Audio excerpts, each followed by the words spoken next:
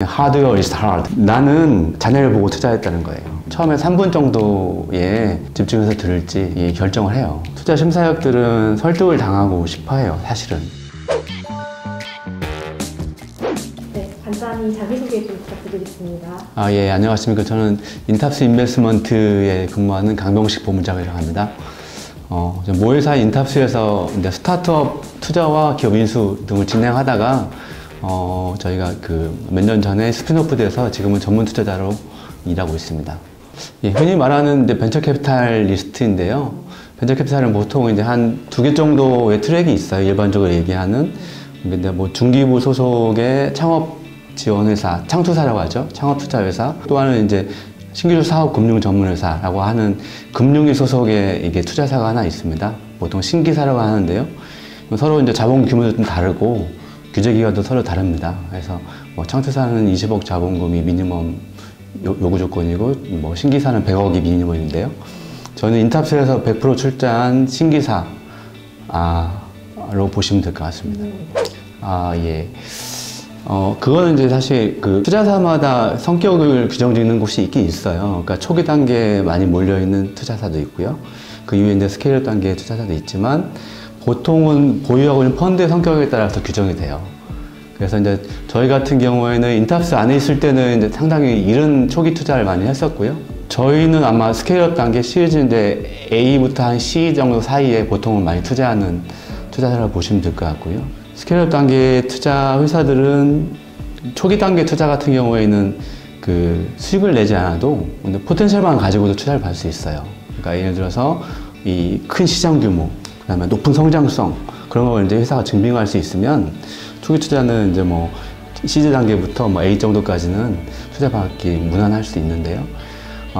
뭐 스케일업 단계에 투자가 된다면 뭐 바이오나 뭐 플랫폼은 굉장히 초기에 투자금이 많이 투여가 되고 상당히 많은 돈이 오랜 시간 투여가 되는 회사이기 때문에 시장 장악력이 중요하잖아요. 그래서 그 정도의 회사들은 뭐 이렇게 수익성을 가지고 있지 않아도 투자를 받을 수 있지만 그 외에 보통의 이제 시리즈 스케일업 단계 투자자들은 수익성을 어느 정도 보장해줘야 돼요. 그래서 수익성을 가지고 있어야 되고 성장성 지표를 잘 그릴 수 있어야 스케일업 단계 투자를 받을 수 있다 이렇게 볼 수 있을 것 같고요.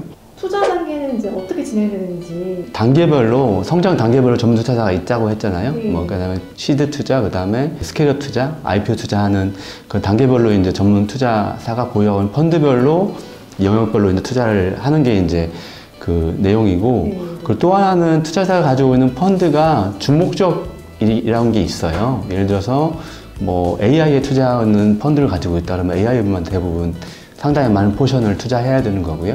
그런 주목적이 있습니다. 투자사의 펀드별로. 그래서 스타트업 같은 경우에는 자기 분야에 맞는 펀드를 어떤 운용사가 가지고 있는지를 파악하면 도움이 됩니다. 근데 그들도 그 주목적에 맞게 투자를 해야 되기 때문에 그런 펀드의 성격을 스타트업 분들이 미리 알고 있으면 투자받기 이제 용이하겠죠. 그런 펀드의 성격을 알기 위해서는 뭐 주로 어떤 걸? 예, 좋은 질문인데요. 그게 이제 보통은 벤처캐피탈 협회에서 이제 투자사들의 보유하고 있는 펀드 성격 이런 것도 나와 있기도 하고요. 투자사의 사업 보고서 거기서도 이제 보유하고 있는 펀드가 나옵니다. 근데 거기는 뭐 자세한 펀드의 성격이 규정되어 있지는 않은데 대부분 컨테스트를 통해서 펀드를 결성하는 경우가 국내는 많아요. 왜냐하면 국내에 가장 큰 펀드 재원이 모태펀드예요. 그 외에 이제 성장 펀드 몇 가지 있는데 그런 큰 펀드들은 대부분 출자 사업이기 때문에 출자 공고를 내요. 그래서 거기에 컨테스트를 투자자도 임해서 선정이 된 그 투자자들이 그 펀드를 보유하기 때문에 예를 들어서 이제 뭐 투자사의 홈페이지 사업 보고서를 보면 그들의 펀드 이름이 나와 있잖아요. 그 펀드 이름을 이게 검색하시면 됩니다. 검색하시면 이게 출자 공지가 이제 지금까지 쭉 쌓여 있거든요. 그 공지를 찾아가서 이 해당되는 펀드의 성격이 거기 자세히 나와 있어요.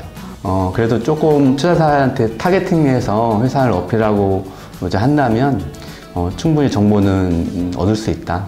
그렇게 알고 계시면 될 것 같습니다. 사실 이제 심사학마다 중요하게 보는 관점이 사실 좀 다르긴 달라요. 그래서 보통 이제 VC 심사학들은 이제 외부 심사도 많이 나가기도 해요. 뭐 정부에서 뭐 큰 이게 지원 사업에 투자 여부를 결정할 때 VC 심사역들을 많이 불러서 전문적으로 판단해달라고 이제 요청하는 게 있거든요. VC 심사역 한 6명이 쭉 앉아서 전문 심사역이죠. 앉아서 이제 심사를 하고 한 10개 기업을 쭉 이제 시리즈로 IR을 듣고 질문도 하고 해서 평가하는 자리였어요. 근데 이제 재밌는 게 1등부터 3등까지가 다 똑같았어요. 그러니까 심사역들이 평가하는 그 점수를 주거든요. 근데 그게 의미하는 바는 사실은 보는 뷰가 다 유사하다는 거죠. 제가 보는 뷰는 우선은 첫 번째는 팀이 좋아야 돼요. 초기 스타트업일수록 팀 구성을 굉장히 중요하게 봅니다. 아직 어울리 스타트업일수록 창업자 굉장히 의존도가 높고 초기일수록 그게 강한 성격을 가지고 있어서 더군다나 이제 우리 하드웨어 스타트업 같은 경우는 더 그렇습니다. 보통은 이제 기업들이 처음에 창업한 그 아이템이 끝까지 가는 경우는 많지 않아요. 그게 이제 우리 소프트웨어 같은 경우에는 소프트하기 때문에 중간에 이게 피버팅 하기도 상당히 유연할 수도 있거든요. 근데 하드웨어는 그렇지 않습니다. 하드웨어는 한번 이제 하드웨어 제품을 만들기 위해서는 뭐 금형부터 해서 엔지니어링이 굉장히 많이 들어가기 때문에 이거를 버리고 새로운 아이템으로 전환한다? 그건 마치 회사를 접고 새로운 창업을 하는 것 같아요. 근데 유명한 분이 그러더라고요. 와서 하드웨어 is hard 그러더라고요. 하드웨어 되게 어렵다. 근데 많은 스타트업들을 이제 인큐베이팅 하긴 하는데 그 중에서 하드웨어 스타트업도 있다는 거죠. 너무 어렵더라. 하드웨어 스타트업은 지원할 것도 많지만 잘 모르기도 하고 끝까지 성장하는 데까지 케어하는 거가 쉽지 않더라. 그 유명한 엑셀러레이터 분한테 엔젤 투자를 받은 회사가 있어요. 근데 한 1년 후에 이제 찾아뵙고 인사를 드리러 갔대요. 근데 하시는 말씀이, 자네가 무슨 일 했었지? 나는 자네를 보고 투자했다는 거예요. 자네를 보고 투자했지, 자네가 무슨 회사를 하는지는 잊어버린 거예요. 아주 초기 투자를 했기 때문에 초기 투자자들은 그런 성격이 강해요. 창업자의 과거 이력, 걸어온 길들을 굉장히 중요하게 본다는 거죠. 그 다음에 이 분야에서 이 사람이 전문 역량을 가지고 있는지, 그리고 이 사업을 이렇게 할 때 얼마나 난관이 있겠어요. 이거를 뚫고 나갈 수 있을 정도의 역량이 있는 사람인지, 그런 팀으로 구성되어 있는지, 그런 걸 많이 본다는 거죠. 두 번째는 IR 자료가 되게 잘 돼 있어야 되고요. 그리고 그걸 가지고 발표를 되게 잘해야 돼요.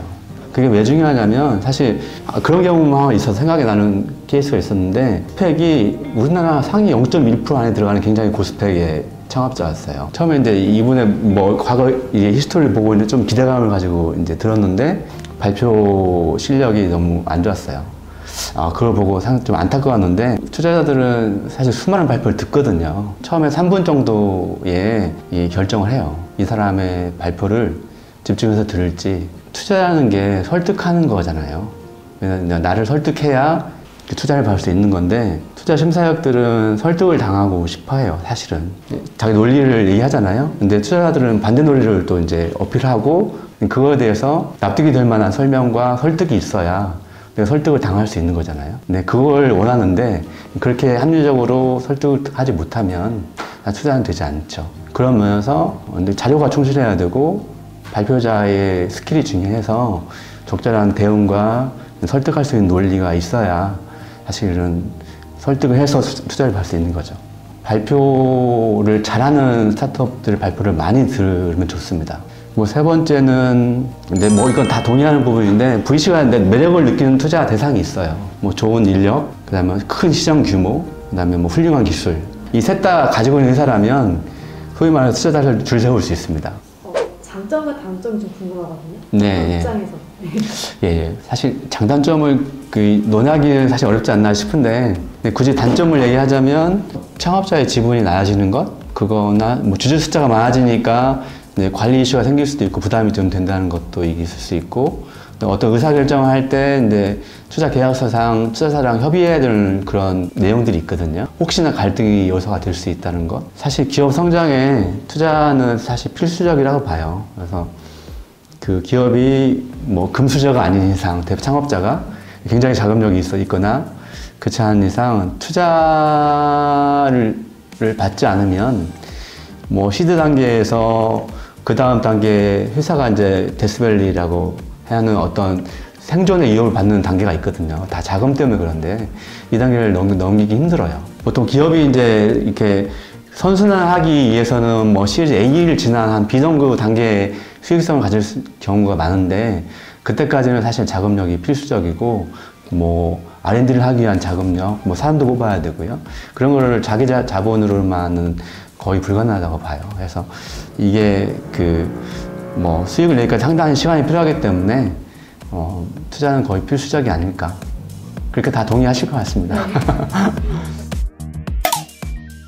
머신 비전 기반으로 학습적 인공지능 엔진이 있어요. 스마트 화분을 만드는 회사였어요. 아동용 스마트워치였는데요. 제 아들한테도 한번 해보라고 권하고 있거든요, 저는. 자기의 이력서에 나쁜 레코드는 아닐 것 같아요. 요즘에는 그런 것 같아요.